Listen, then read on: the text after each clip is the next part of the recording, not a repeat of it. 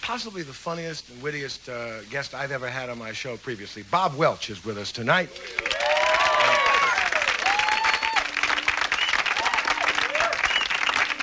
And his old buddy, who hadn't seen him in the better part of a year, they used to be together in Fleetwood Mac, Mr. Mick Fleetwood is with us tonight.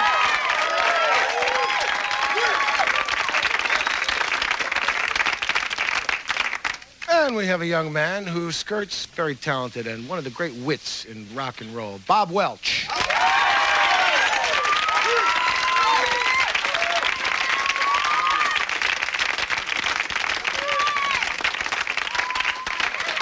Welcome back. You were on last with Tom Petty. It was quite a combo. But Tom was, he'd been working real hard. I remember because I had seen a gig of his at, what's that place? They closed it now, Ron Delsner. Oh, they closed it, Savoy? No, the place, the theater.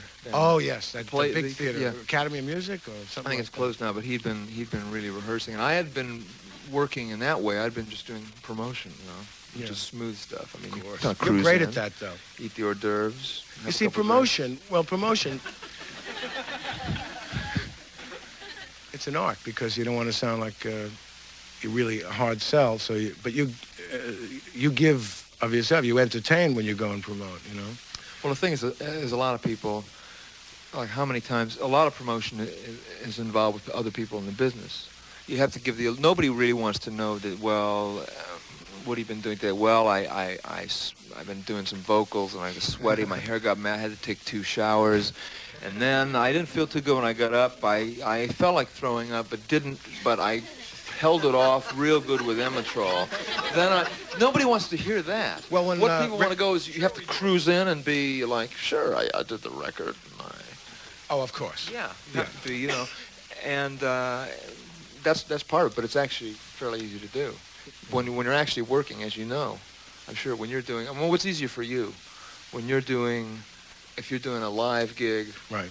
Or if you're doing like a movie or a TV show. Mm-hmm. As you know, you're working on TV and you're taping or something, you do it and then you can take the time off, but it's the gritty work. You're not really on for your fellow workers. Right. Or are you? I mean, no, you, Robert. Sometimes I'm not. Some promotion you must be on. You must show your best side. And you have a new contract with RCA.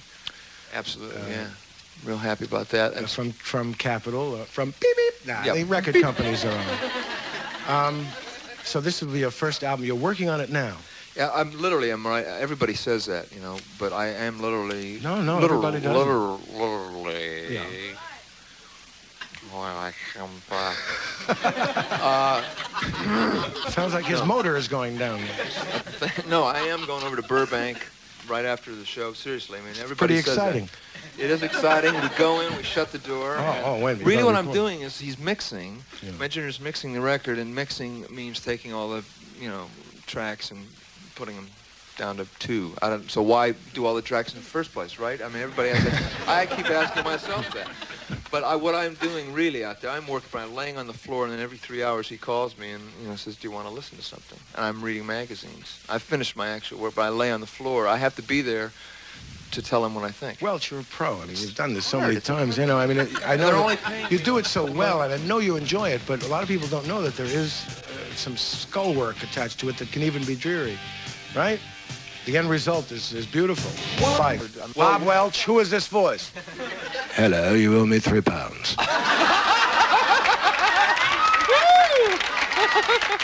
Mick Fleetwood. Da, da, da, da, da, da, da. No, we're going to bring him on right after this work. Guest had a wonderful ovation without even being on, just to mention his name. Welcome, Mick Fleetwood. All right.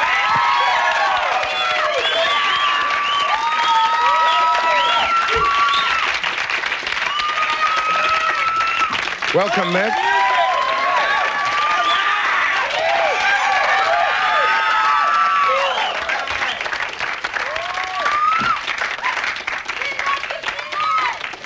Mick is welcome, Mick. Thank you. We did the show. We did a program once before, and I was kidding you about your skinny legs on the cover of Rumors. Although it's a pretty good cover, though. Wearing the doublet and hose. Mick has a new album called The Visitor, and it's an incredibly original idea. Tell us what you did. I'm holding it up now. You folks can see here. It was recorded in Ghana, in Africa. And tell us about it. Well, the idea actually I had probably about 8 years ago when I went not to Ghana, but I went to Zambia.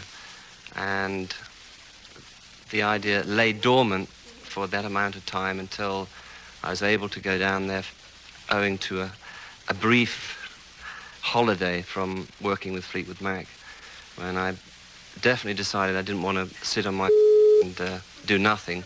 So I researched this project and accomplished what I wanted to do. Well, you used African musicians in a lot of the... Well, as far as all the tracks were recorded, the basic tracks were recorded in Accra, Ghana. There were some overdubs done back in England, but fundamentally it's a blend, if you like, of... I don't write songs. I took songs down there like Not Fade Away and so forth, and had primarily rhythm sections playing with the band.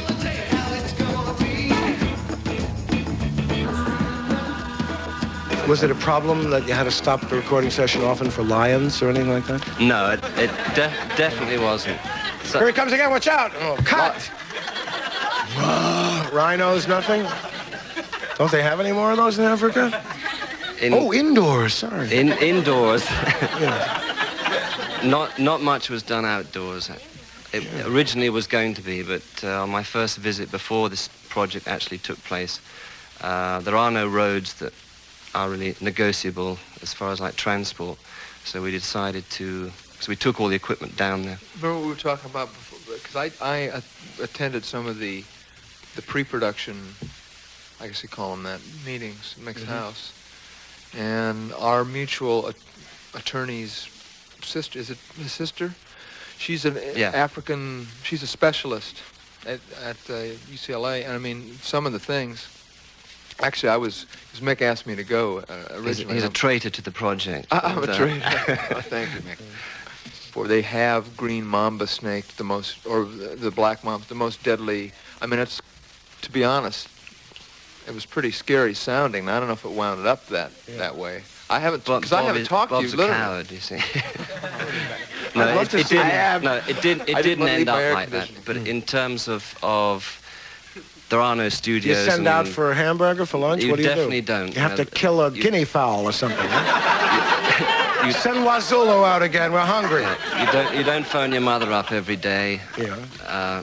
And so forth. So as far as that went, it was outside of the music, somewhat of a challenge, which I enjoyed. Do these people belong to a musicians' union and so forth? Because I understood they do now. You were going to contribute something to their fund.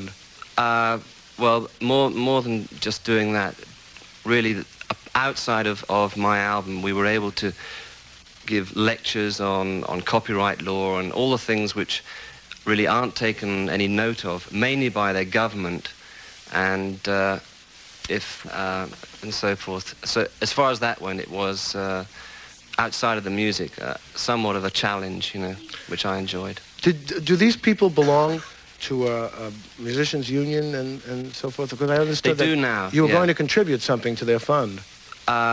Well, more than just doing that, really, outside of my album, we were able to give lectures on copyright law and all the things which really aren't taken any note of, mainly by their government.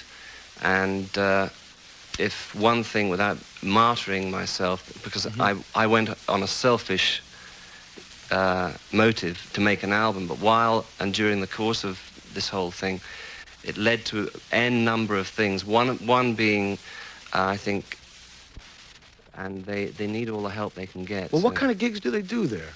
Just weddings? I mean, like every other musician? And births and funerals and life, kind of. Yeah. In Accra, they play what is known as high life music. At the Holiday Inn, no doubt, right? And it's a combination of classical orientated music with like electric organ, guitar and bass and a conventional drum kit. But on this album, there's a combination of stuff. The actual track, The Visitor, which was renamed, although it's written by the band itself, it is rather a classical piece with a couple of overdubs that I did on it. You know? Well, these people, we were listening and really enjoying it. There's some rock and roll on this, and they had no trouble rocking and rolling. Of course, it's their rhythms to begin with from long ago. I have to ask you this one question. I wasn't kidding about that Holiday Inn bit. There are, I'm sure, a few Western-style hotels, and would they get their musicians locally, or would they have to import some Australian or something? No, I mean, in Accra, it's the largest city there, right? Yeah. Ghana, as a country, supplies probably the greatest proportion of musicians that go all along the west coast of Africa, in Nigeria and so forth. So there's an excess of musicians that aren't doing anything. That's all they do, really, is listen to music, or play it, rather, you know. That's a marvelous, fascinating idea. And who else uses those facilities? sorry? Something's happening here, and I missed it. Nothing frightens me more than that. What are they? No, Hold on now. What are those beautiful facilities in Accra used for normally? What Where kind we of recording recorded goes on there? It's Is a there recording disused industry? No, it's a disused film studio, which was something of the size of this room, which hadn't been used since Nkrumah's heyday, and that's where we made most of the album. And Oh no, Go ahead. Oh, Welch, come on. Now you got me interested. No. Let's go. No. Nkrumah's dead, No. isn't he? No. yes, he No, is I can't. dead. No, it's... He ended up dying in Switzerland Good place to die, Switzerland. How do we... with all the money. Yeah, oh, yes, he was one of those guys that split with the money. Huh? You think you might start a trend? Billy Joel goes down there for his next album? Well, if They did that with the rhythm section, Muscle Shoals guys. One of the indeed, two that guys did it. may be a possibility. Which is, it's very similar to Ghana. One thing that I would have them be prepared for is, you know, sitting on the lavatory for extended periods. Nkrumah's Revenge, you mean? Huh? Yes, Well, I had a rampant event with white porcelain. Well, you know... Do you know precisely what dish should be avoided? Is it the frog's eyeball casserole or the... I mean, I don't... What do you say there, Welch? I said, yeah, this is you got to can't do. The beer is wonderful, but just give the bottles out later. I can't hold myself together. How long was the whole sojourn there for the recording and so on? We were there for about nearly 2 months, and prior to that I went for 10 days to sort of front the whole thing in terms of finding out whether it was going to be possible or not. And you were recently recording, or a photographer was telling me, in Paris? With Fleetwood Mac, yeah. Oh, that's for the next Fleetwood Mac. This, Yeah. Oh, yes, I think you all In the understand, but I studio. hadn't pointed out specifically that this was a solo project in which none of the Fleetwood Mac people participated, right? No, they were barred. Right. Kind of a refresher away from the group. And yeah. No, I've been out of the country for about 8.5 months, so unless they were going to take a long flight to Ghana, they didn't appear on the album. So. Well, I want you to know something. In case you were away 8.5 months, they were very faithful to you. They never played with anyone else.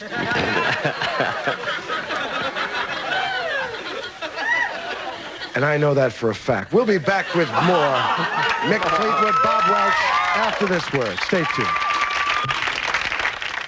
And we've been joined by someone who's not known to the people here, evidently. We just brought him in here. Welcome, Rick Springfield.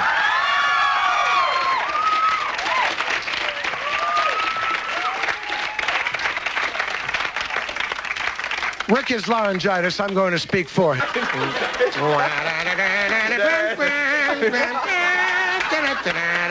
Come on, Petey. They tug his ear. They pull his tail with a piano wire. They had a lot of backup Petey's. They used one Petey a picture, believe me.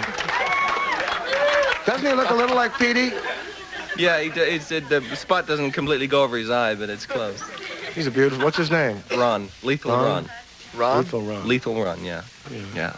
Huge dog. He's wearing a top. Mick Fleetwood, Rick Springfield, and the Plimsolls again. Thank you. Good night.